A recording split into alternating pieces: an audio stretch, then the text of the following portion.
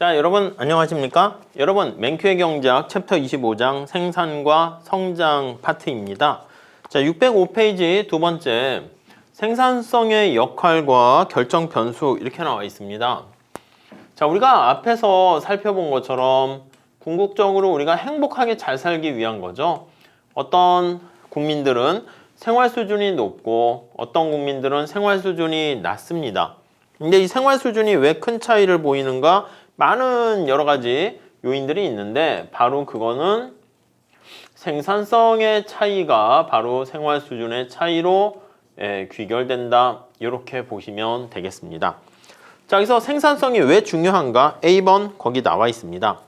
자, 첫 번째 줄에 보시면 자, 여기 무인도야, 무인도. 사람이 원래 안 살아야 되는데 살고 있어요. 로빈슨 크루소가 살고 있습니다. 이렇게. 자, 뭐 아무도 지금 여기 와 있지 못하는 이런 상황에서 자, 이 무인도에서 살고 있는 로빈슨 크루소는 데니얼 디포의 로빈슨 크루소에서 보는 아주 심플한 모형을 가지고 얘기합니다. 다른 섬에 있는 아니면 다른 사람과 서로 교역을 할 수도 없는 거잖아요. 자, 그러면 자, 로빈슨 크루소 같은 경우에 한번 보시면 자, 낚시를 해가지고 물고기를 잡아서 생계를 유지하게 됩니다. 자, 여기서 채소를 재배하고 또 옷도 만들어 입습니다. 그래서 물고기도 이렇게 직접. 그리고 거기 보시면 채소 같은 것도 여기서 재배를 해서 자기가 직접 물건을 재배해서 먹게 되는 것이고, 즉 로빈슨 같은 경우에는 이 경우에 자기가 직접 생산을 함과 동시에 이게 자기가 전부 다 소비를 하게 되는 뭐 자급자족 경제가 되는 것이죠. 자, 아주 심플한 상황입니다. 그럼 로빈슨이라는 이 사람의 생활 수준은 뭐에 의해서 결정됩니까? 라고 하면은요. 로빈슨의 생활 수준 같은 경우에는 자, 다음 단락 볼까요? 바로 생산성에 의해서 결정됩니다. 생산성은요. 뭐로 얘기할 수 있습니까? 라고 하면 자, productivity라는 것은 자, 노동 투입량 한 단위당 재화와 서비스의 산출량. 그래서 이게 노동을 투입하는 거야. 거기다 아웃풋, 산출량 이렇게 볼 수가 있어요. 재화나 서비스에 대한 산출량을 노동의 투입량으로 나누게 되는 것입니다.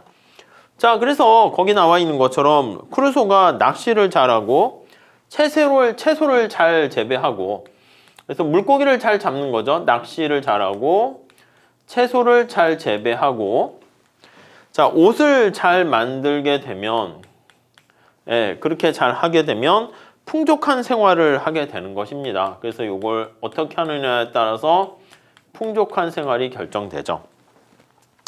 자, 그래서 스스로 생산한 것만으로 다 소비할 수 있기 때문에 생활 수준은 생산성에 의해서 영향을 받는다라는 것입니다. 자, 결국 뭐냐면 이 생산 자체가 소비에 영향을 주는 거니까 다음 페이지 두 번째 줄 보시면 생산성의 증가율은 생활 수준의 상승률을 결정하는 거 쉽게 알 수가 있어요. 자, 그래서 갑자기 이게 좋은 물의 온도가 바뀌어가지고 물고기가 풍부해졌어. 한 마리의 물고기가 있는 게 아니라 많은 물고기가 생기게 되고 채소도 더 많이 재배되고 그럼 말 그대로 풍요로운 생활을 하게 되는 거 알 수가 있습니다. 자, 당연히 이거는 지금 로빈슨으로 얘기했는데 이게 국가 전체로 우리가 환산을 하게 되는 거야. 국가 전체로 비유해서 환원을 하게 되면 다음 단락에 보시면 총소득, 이게 총생산이죠. 총생산이 되면 내가 이게 총생산한 만큼 이게 총소득이 되는 것이고 이 총소득은 다시 어떻게 됩니까? 그치, 총지출 이렇게 연결이 된다고요.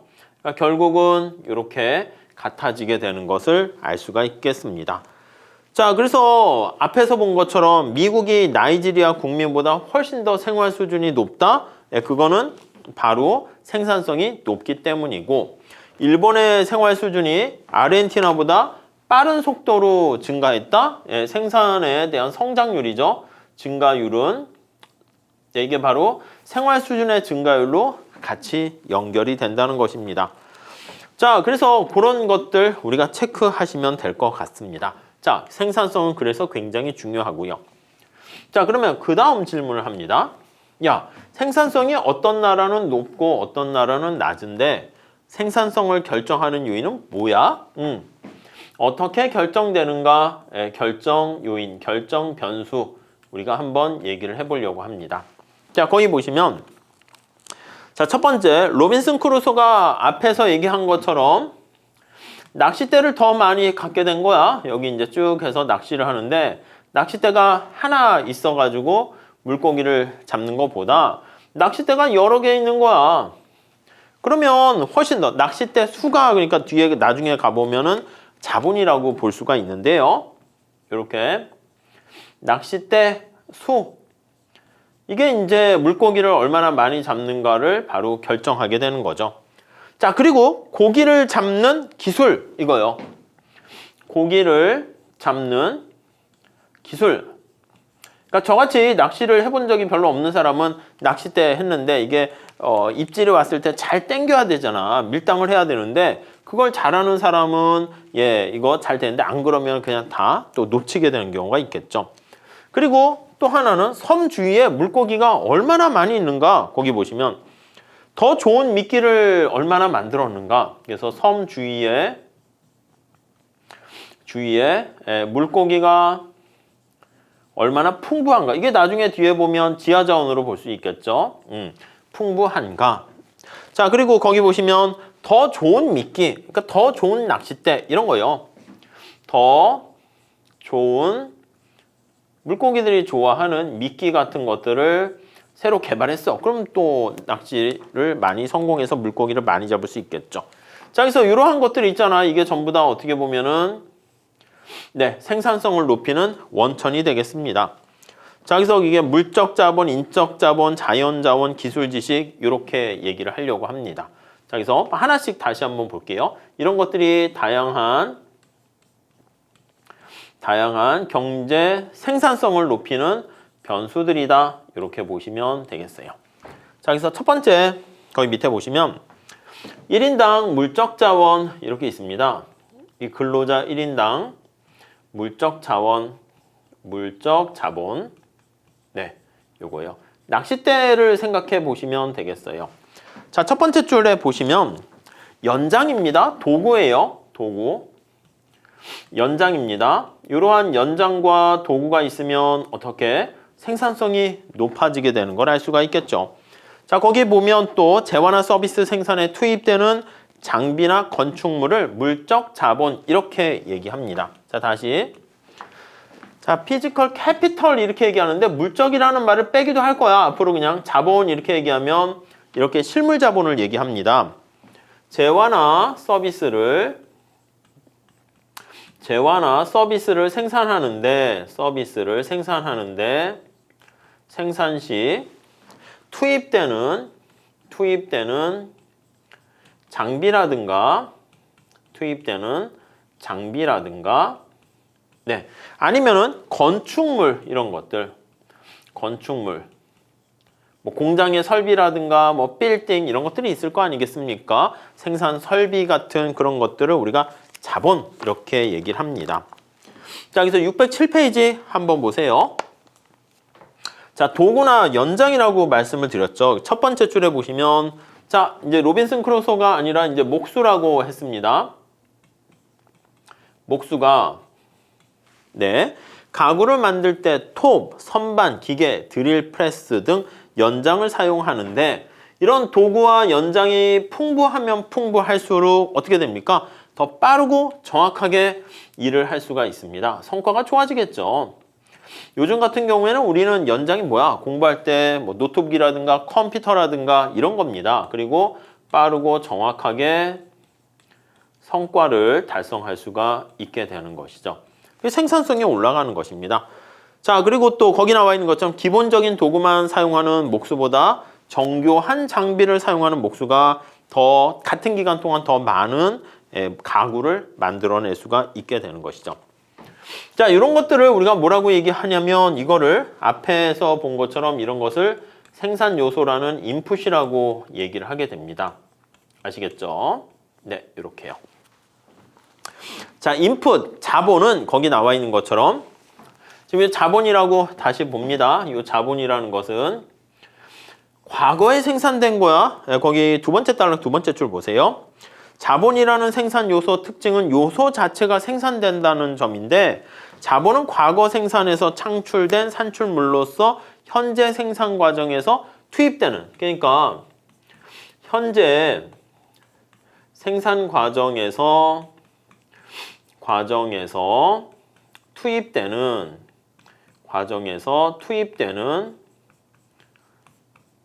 네, 아니 우리가 어떤 도구를 만들려고 해도 뭔가를 도구를 또 쓰게 되는 거잖아. 그래서 과거 생산 과정에서 창출된 산출물, 그래서 과거의 생산 과정에서 생산된이라고 쓸게요. 생산된 산출물.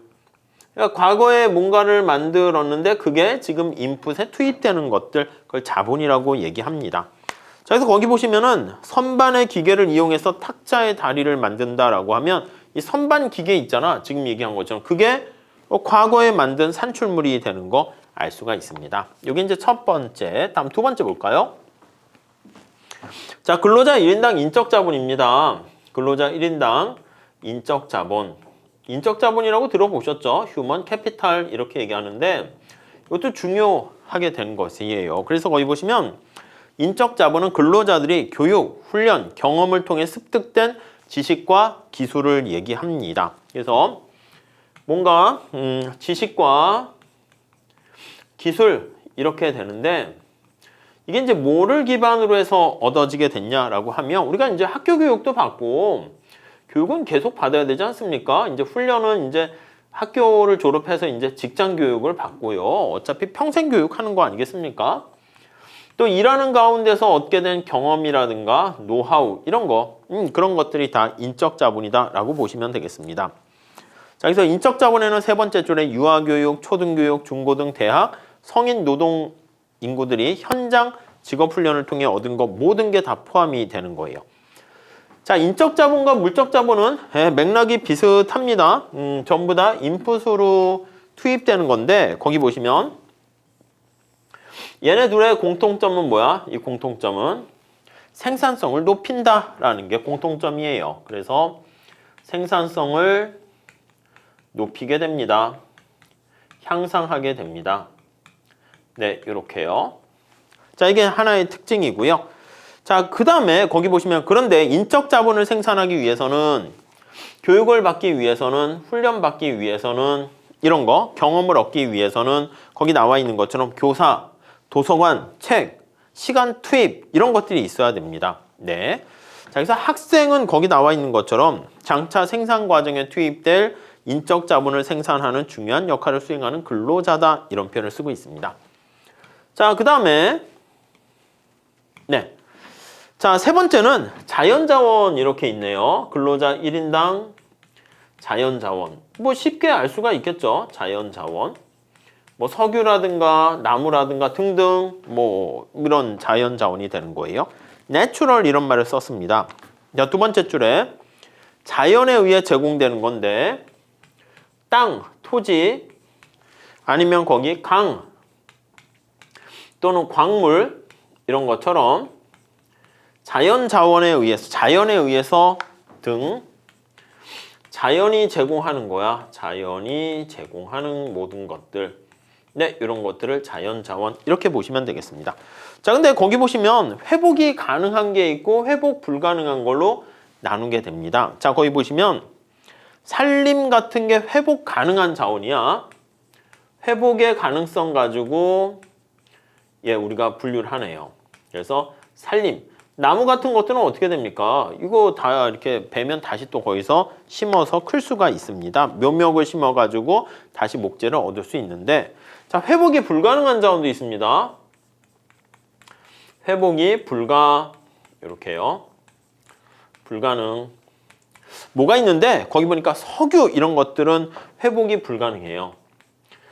자, 석유 같은 것은 아시겠지만 거기 수천 년에 걸쳐 자연적으로 만들어진 거잖아. 그래서 이거는 공급이 제한돼 있어요. 그러다 보니까 다시 회복되는데 시간이 오래 걸린다. 이렇게 생각을 하시면 되겠습니다. 네, 그래서 고갈될 우려가 있겠습니다. 자, 마지막 단락 보시면 자연자원의 부존량의 차이. 어떤 나라가 이런 자연자원이 얼마나 풍부한가, 그게 경제 성장과도 관련이 있어요. 자, 그래서 아시겠지만 중요하죠. 미국 같은 거 어떻게 돼? 미국 같은 나라는 애시당초 땅이 되게 넓잖아. 토지도 많고. 중동은 어떻게 됩니까? 미국의 토지, 미국의 풍부한 광활한 토지, 그리고 중동에 많은 사우디나 이런 나라들은 뭐 원유 이렇게. 근데 이것도 중요한데 거기 맨 마지막 제줄에 있는 것처럼 자연자원이 중요하지만 자연자원이 많아야 재화나 서비스의 생산 능력이 그냥 반드시 높아지는 것은 아닙니다. 자, 그래서 뭐 우리 한국도 그렇고 어떻게 보면 거기 책에서는 일본을 들고 있습니다. 일본. 자연자원이 풍부하진 않잖아. 땅덩이가 그렇게 큰 것도 아니고 거기 보시면 그렇지만 부유한 나라 중에 한 나라다. 그러니까 이 자연자원이 같이 비교를 하는 거죠. 자, 그리고 거기 보시면 기술, 지식 이렇게 있습니다. 자, 우리 딴 데다 표현하긴 뭐하니까 여기 네 번째라고 할게요. 네 번째. 기술, 지식. 기술, 지식. 또 이것도 있습니다. 자, 거기 보시면 테크놀로지컬 널리지 이렇게 나와 있는데 재화나 서비스를 생산하는 최선의 방법. 그래서 생산하는 최선의 생산 방법. 예, 그걸 바로 우리는 기술 지식 이렇게 얘기를 하게 됩니다. 자, 그래서 두 번째 줄에 200년 전 농업 기술로는 미국 전체 인구가 먹고 살 만큼 풍부한 농산물을 생산할 수 없었는데 오늘날에는 소수의 영농 기술이 발달해 가지고 생산 방법이 향상된 거잖아요. 그러니까 생산할 수 있는 방법의 향상으로 오늘날에는 소수의 영농, 농부들이 그만큼 다 해결할 수 있게 됩니다. 자, 기술 지식에는 거기 보시면 다양한 형태가 있습니다. 그래서 요거는 형태가 다양하다. 네, 이렇게 있네요. 아니, 어떤 형태가 있는데 거기 보시면 어떤 한 사람이 사용하다가 누구나 알게 돼서 공동의 널리지가 되는 것도 있습니다. 헨리 포드가 조립에 의해서 어떤 생산의 어떤 효율성을 높였거든요. 그랬더니 그게 자동차 제조업체들이 무슨 뭐 포디즘이라든가 뭐 컨베이어 벨트 시스템이라든가 이런 것들을요 그대로 따라하게 됩니다. 자, 그러나 기술에는 거기 보시면 발견자만 아는 기술, 소유권이 한정된 기술도 있어. 그래서 뭐 포드 시스템, 포디즘 이런 것도 있고. 근데 이제 코카콜라의 어떤 콜라를 만드는 비법 이런 것도 이제 있죠. 그래서 이 노하우를요 공개를 안 한단 말이야. 그래서 뭐 특허를 내지도 않는다는 얘기도 있습니다. 뭐 비슷하게 만들려면 만들어 봐. 뭐 이렇게 되는 것이죠. 자, 그리고 어떤 기술은 소유권이 일시적으로 인정되기도 합니다. 자, 신약 같은 거 있잖아. 제약 회사에 뭐 신약 이런 것들은요. 일정 부분 그걸 만든 사람에게 공로를 인정해 주기 위해서 특허를 제공합니다. 신약의 특허. 그래서 이 경우는 어떻게 돼요? 특허 기간이 끝나게 되면은 그 신약 기술은 다 어차피 특허 받으려면 공개를 해야 되는데 누구나 사용을 할 수 있어요. 그래서 이러한 세 가지 유형의 거기 보시면 기술 지식 이게 다 생산 능력을 높이는데 기여를 하게 됩니다. 자, 여기 나와 있는 요 기술 지식과 이 기술 지식과 인적 자본도 이제 비슷해 보이긴 합니다. 노하우 이런 것처럼 보이니까. 근데 약간의 차이점이 있다라고 얘기합니다. 자, 요거 두 개의 차이점을 한번 비교해 봅니다. 여기 나와 있는 기술 지식과 무슨 차이가 있을까요? 인적 자본. 뭐 그냥 사실 비슷한 건데 자, 거기 한번 내용을 볼게요. 기술 지식은 거기 보면 한 사회가 세상이 어떻게 작동하는가를 이해하는 능력이고요. 이해 능력이야. 자, 그런데 요거 보시면 이해하는 능력. 네, 이렇게 돼요. 자, 그런데 인적 자본은 이해 능력을 노동 인구에게 전파하는 데 소요되는 자원. 그러니까 얘가 더 중요한 것 같아요. 그러니까 이해 능력에 도움이 되는 거니까 거기 나와 있는 것처럼 교과서의 퀄리티, 품질, 이게 바로 그거야. 교과서의 품질, 이렇게 좋은 맨큐 교과서 이런 것들이 어떻게 보면 그거는 기술 지식에 가까운 얘기고요. 그 다음에 그 사회 구성원들이 인적 자본을 축적하는 거니까 이 교육을 배우는 거잖아. 책이 있으면 뭐해? 공부를 해야지. 여러분도 좋은 책을 가지고 있으니까 읽어야지. 자, 그래서 거기 보시면요. 교과서를 읽는데 투자하는 시간 이거야. 그게 교육 아닙니까? 교과서를 읽는데, 학습하는데, 읽는데 투자하는 시간이다. 이렇게 보시면 되겠습니다.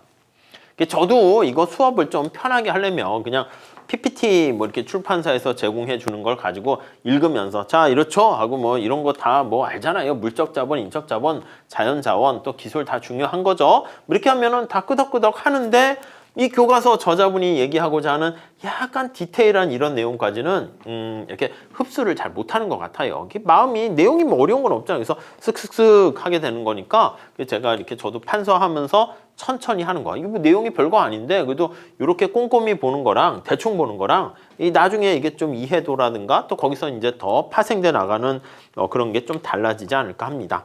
자, 아무튼 근로자들은 이 두 가지 다 기술뿐만 아니라 인적 자본 다 영향을 미치게 된다라는 걸 알 수 있습니다. 자, 왼쪽에 생산함수 얘기 나와 있는데 생산에 영향을 미치는 요인들을 나타냅니다. 이게 국가 전체적으로 해서 Y라는 산출량 이렇게 표현을 하게 되고요. 자, A가 있고 F 펑션입니다. 자, 그래서 거기 보시면 노동이 있어. L 노동. K는 캐피탈 해서 자본이라고 쓸 거고 자본의 양. 이 뭔가 같은 자본인데 인적 자본이라 해가지고 휴먼 캐피털의 H라고 많이 씁니다. 그리고 자연 자원의 양 해서 내추럴 이렇게 나와 있네요. 네, 이해 가시죠? 자, 여기서 L은 다시 노동의 인구. 자, K는 자본의 양. 자본이라고 하면 그래서 자본의 양. 근데 나중에 그냥 자본 쓰면 그냥 자본의 양이라고 해야 되겠죠. 이거는 인적 자본의 양. 이거는 자연 자본의 양. 이렇게 그냥 자연 이렇게도 쓸 거야. 자연 자원의 양. 네, 이렇게 보시면 되겠습니다. 자, 그리고 여기 지금 얘기한 거 있잖아. 노동, 자본, 인적 자본, 자연 자원 거기에 포함되지 않는 나머지들을 요 A라고 합니다. 그래서 잔챙이, 잔차 이렇게 또 표현하는데 여기 이제 생산 기술, 뭐 제도 이런 것들이 다 포함돼. 근데 보통 기술 해가지고 이렇게 표현을 하게 됩니다. 여기 이제 생산함수 이렇게 나타내는 거죠. 자, 그래서 우리가 이제 규모에 대한 보수 불변이다라고 상정하게 되면 이거 미시적인 얘기로 하는 건데 CRS라고 합니다. C는 컨스턴트예요. 그래서 Returns of Scale 해서 규모의 보수가 불변이다라고 하면은 여기 인풋에 해당하는 독립변수에다 똑같은 거기는 X배 했습니다. T배, 람다배 아니면 이걸 다 2배씩 하더라도 그러면 아웃풋이 똑같이 2배 나타나게 된다는 겁니다. 그게 규모에 대한 보수 불변의 특성이야. 그래서 거기 있는 것처럼 저기 X라고 했어. 이렇게 Y는 자, A는 뭐 이제 다른 인풋과 관련된 게 아니기 때문에 밖으로 빼내고 X의 L 그리고 X의 K 그리고 X의 H 그리고 X의 저기 나와 있는 N 이렇게 됩니다. 자, 그러면 요거를 우리가 약간 그러니까 인풋에 된 것을 X배 했어. 2배 하면 아웃풋도 딱 2배가 이렇게 나오게 되는 거야. 그래서 만약에 X를 X 대신에 L분의 1이라고 대입을 한번 해봅니다. 대입시. 자, 그러면 이게 다 양쪽을 다 L로 나눠주는 꼴이 돼. 그래서 요거를 어떻게 바꿀 수 있냐면 L분의 Y. 그러니까 1인당으로 바꿀 수 있지. 1인당 산출량 이렇게 되는 거예요. 자, 그래서 이게 생산성의 지표 아니겠습니까? 1인당 산출량이 되고 이게 1인당 산출량이 바로 우리가 앞에서 본 것처럼 생산성을 의미한다. 이렇게 볼 수가 있네요. 자, 그러면 A 이렇게 놔두고 거기 밑에 식 잘 나와 있죠. F 나중에 경제 성장할 때 무슨 뭐 솔로 모형 같은 걸로 할 때 우리가 활용할 거야. L로 나누면 어떻게 돼? L분의 L이니까 1이고요. 그 다음에 L분의 K, L분의 H, L분의 N 이렇게 나타나게 됩니다. 자, 여기서 다 1인당 근로자 1인당, 1인당, 1인당 이렇게 되고요. 자, 그 다음에 여기에 보시면 우리가 배우는 변수들이 다 여기 포함되어 있다니까요. 요게 앞에서 얘기했던 기술, 요게 1인당 자본, 제가 나중에 앞에 1인당을 다 빼버리긴 했는데 1인당 인적 자본, 1인당 자연 자본 이렇게 자연 나타내는 거, 자원 나타내는 거 알 수가 있습니다. 뭐 요 정도 봐주시면 될 것 같고요. 다음 볼게요. 자, 이건 케이스 한번 읽어보세요. 자, 자연자원이 성장에 제약이 되는가? 이렇게 이름을 붙이고 있어요. 자, 첫 번째 보시면 이 자연이 자꾸 고갈된다고 얘기하잖아요. 그래서 첫 번째 줄 보시면 오늘날 세계 인구가 100년 전에 비해서 4배가 넘는 인구가 100년 전에 비해서 100년 전에 비해 4배나 증가했습니다. 4배나 증가. 그래서 80억 명 이렇게 되고 있어. 엄청난 인구가 있는 거죠. 자, 여기서 두 번째 줄에 보니까 대부분 사람들은 100년 전 증조 할아버지 세대에 비해서 높은 생활 수준을 누리고 있습니다. 오, 야, 사람이 이렇게 많아졌는데 파이가 있는데 나눠 먹을 게 이제 자꾸 줄어드는 것처럼 보이는데, 자, 그런데 이 자연자원이 우리가 앞에서 얘기한 것처럼 점차 고갈이 될 수가 있으니까 이게 이제 부족하게 되면 성장의 제약이 될 수 있을까? 이렇게 생각하는 사람도 많이 있습니다. 뭐 그럴 수 있어. 특히 거기 보시면 두 번째 단락 두 번째 줄 보시면 회복 불가능한 자연자원 같은 경우는 점차 고갈되잖아. 회복 불가능한 자연자원 같은 경우에는 당연히 고갈이 되겠지. 우리가 이제 아껴 쓰고 그래야 될 거예요. 그래서 걱정을 하게 된단 말입니다. 자, 그러면 이게 고갈되면 경제 성장의 제약을 받게 되고 그래서 거기 보시면 생활 수준이 하락하지 않을까? 그래서 이것 때문에 경제 성장을 멈추는 거야. 성장이 스톱 이렇게 되고 성장이 멈추면 어떻게 돼? 생활 수준 자체가 점차 하락으로 예상이 됩니다. 하락할 걸로 우려됩니다. 하락이 우려.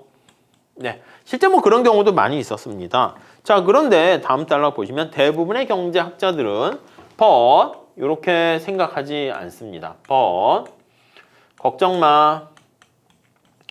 말아요 이렇게 얘기합니다. 그렇다고 이제 아예 경각심을 이제 뭐 그냥 신경 안 쓴다라는 건 아니고 거기 나와 있는 것처럼 뭔가 인간은 생존을 위해서 이게 극복할 수 있는 힘이 있다 이렇게 얘기합니다.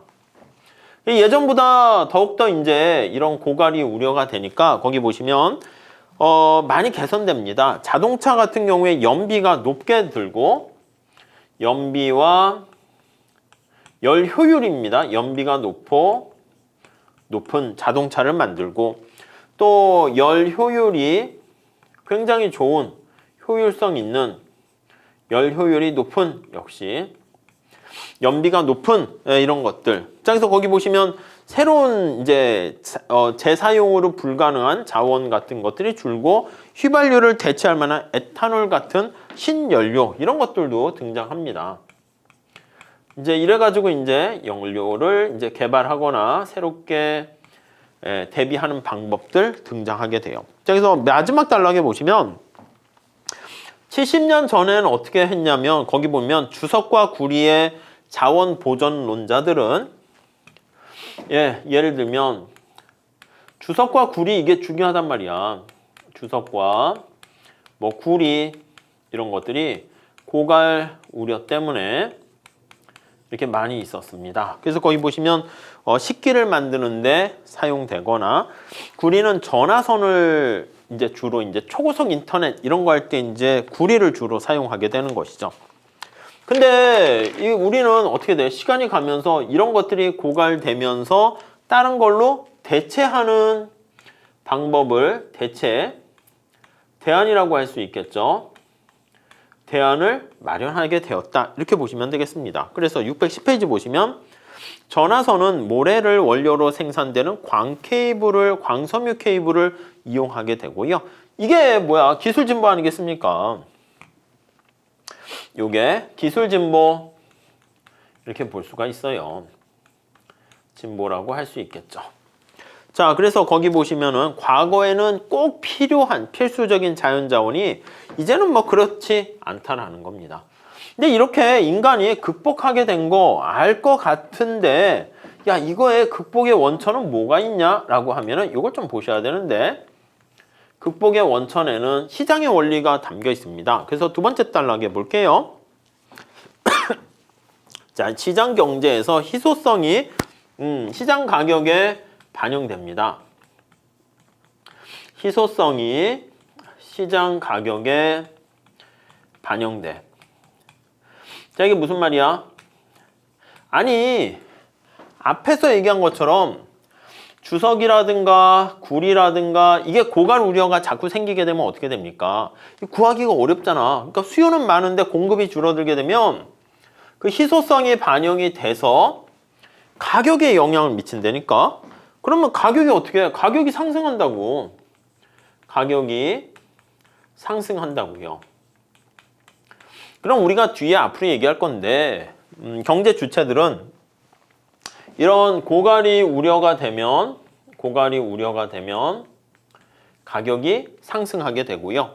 상승하게 되면 이거 대안을 마련한다고. 대체 에너지라든가 또 다른 대안으로 그거를 극복하려고 하게 됩니다. 물론 거기 나와 있는 것처럼 가격이 단기적으로만 올라갈 수 있는데 장기적으로는 모든 자원의 가격이 별로 변하지 않거나 하락하게 되는데 이게 뭐냐라고 하면은 극복했다는 거야. 대안을 만들었기 때문에 이게 더 고갈돼서 없어질 쯤 하면은 딴 걸로 해서 가격이 반영이 잘 되는데 가격이 그닥 역사적으로 봤을 땐 상승하지 않더라. 이 얘기는 뭐다? 결국은 고갈 우려는 상승하는데 현실은 상승하지 않더라. 상승 안 해. 여러분, 가격이 상승 안 했다라는 얘기는 다시 얘기하면 뭐야? 희소하지 않아. 고갈이 안 돼. 이렇게 얘기할 수 있는 것이죠. 자, 그래서 다시 정리할게요. 여기 나와 있는 거는 자연자원이 성장에 제약이 될까? 고갈 우려 때문에 성장이 멈추지 않을까? 멈출 것 같으면 그거에 미리 대비해서 다른 대체 수단 등을 만들어서 가격이 이렇게 막 폭등하고 해야 되는데 그러지 않더라 라는 걸 볼 때 고갈되지 않겠다. 그렇게까지 저자분은 얘기할 수 있다 라고 보시면 되겠습니다. 자, 문제 몇 개 풀어보도록 하겠습니다. 자, 경제의 인적 자본의 양이 증가하게 되면 실제 소득. 그래요. 인적 자본이라는 교육 이런 것들이 많아지게 되면 생산성이 높아지고 생산성으로 인해서 실제 소득이 향상됩니다. 이것은 노동의 생산성이 증가하기 때문이다. 이렇게 보셔야죠. 그러니까 똑같은 노동을 투입했는데 성과가 더 나는 겁니다. 자, 그래서 이거 B번 이렇게 보시면 되겠고. 자, 다음 문제 볼게요. 5번입니까? 대부분의 경제학자들은 자연자원이 궁극적으로 경제 성장을 제약할 것이라고 자연자원이 많은 사람들은 걱정하는데 경제학자들은 뭐 이유는 그러니까 경제학자들이 이상하게 보일 수 있겠지. 걱정하지 않는다. 걱정하지 않아요. 자, 그 증거로 뭐다? 인플레이션을 배제한 대부분 자연자원의 가격이 희소하거나 고갈되면 상승해야 되는데 상승하지가 않았다. 그러니까 거기 오히려 하락했다. 그걸 가지고 여기 나와 있는 것처럼 고갈 걱정 말아요. 이렇게 얘기한다는 것입니다. 아시겠죠? 자, 이렇게 해서 우리가 챕터 25장의 2절에 있는 생산성의 역할과 결정 변수에 살펴봤고요. 3절에는 경제 성장과 관련해서 정부가 뭐 할 수 있는 거 없을까? 그런 정부의 정책에 대해서 살펴보도록 하겠습니다. 자, 다음 시간에 이어서 같이 공부하도록 하겠습니다. 감사합니다.